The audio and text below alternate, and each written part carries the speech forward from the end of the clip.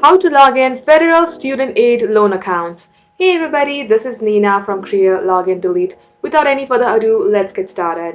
Open up your web browser in your PC and at the top search bar, type in www.studentaid.gov and click on enter. Once done, you will land onto its official website. Now to get logged into your account, go ahead and click on log in just at this screen.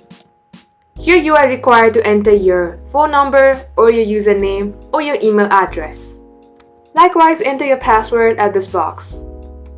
If you would like to view your password for confirmation, then click on Show Password. Once done, go ahead and click on Login. In case you have forgotten your username or your password, click on these two options and get help. Or if you are a new user and would like to create a Federal Student Aid account, go on Create an Account. Just like so, that will be the end of today's tutorial. Thank you for watching and do like and subscribe for more helpful contents like this.